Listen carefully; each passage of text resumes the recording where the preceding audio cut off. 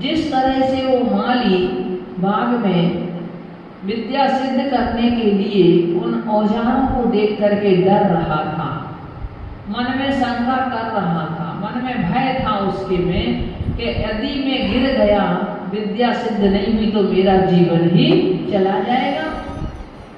भयभीत था, और जब तक वो भयभीत था इस कारण से उसे वह विद्या भी सिद्ध नहीं हो रही थी।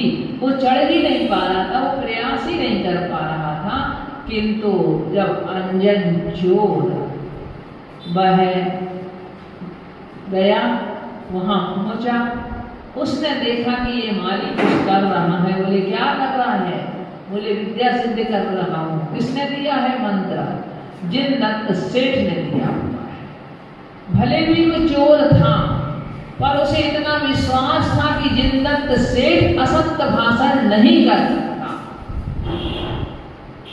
और वाणी में विश्वास था जिनदत्त सेठ की वाणी। हम लोग कई बार होता है, कई लोग हैं जिनकी वाणी पे हमें विश्वास रहता है कि वो गलत नहीं बोल सकते, बोलेंगे तो वो सही बोलेंगे, वो कभी अपने जीवन में वो गलत नहीं बोल सकते। तो उन्होंने कहा है तो बिल्कुल सही कहा होगा। हम पात्र के अनुसार भी हम वाणी पे विश्वास कर लेते हैं। कौन क्या बोल रहा है, हम वो पात्र कैसा है उसकी वाणी पर विश्वास किया जाता है। इसी तरह भगवान है, वह कैसे हैं?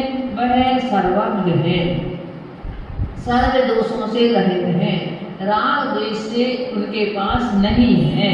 इस कारण से वह जो कुछ भी उनकी वाणी में आएगा वो सत्य ही आएगा, असत्य नहीं आएगा। और जब उसके लिए अंजन चोर को ये विश्वास हो गया कि जिनदत्त सेठ ने कहा है, बोले तो मैं करता हूँ, और गया और उसने लेके सारी रस्सियों को काट दिया। तुरंत वहां से आकर के आकाशगामी विद्या ने उसे झेल लिया। तो ये है निशंकितता का प्रभाव। उसने निशंकित होकर के, भय रहित होकर के, डर रहित होकर के और क्या किया था कि उसने विद्या सिद्ध कर ली। किंतु यदि वो शंका करता अपने मन में तो वो भी विद्या सिद्ध नहीं कर पाता। तो ऐसा प्रथम अंग हमें ये कहता है सम्यक दर्शन का। कौन सा अंग है प्रथम अंग? कौन सा है? हाँ, अभी हाल बता रहे थे ना, कौन सा है? निशंकित। कौन सा है? हम सोच रहे हैं कि जब तक ये 8 अंगों का वर्णन आप सुने तो आपको 8 अंग के नाम ही याद हो जाए कम से कम। पहला है निशंकित अंग।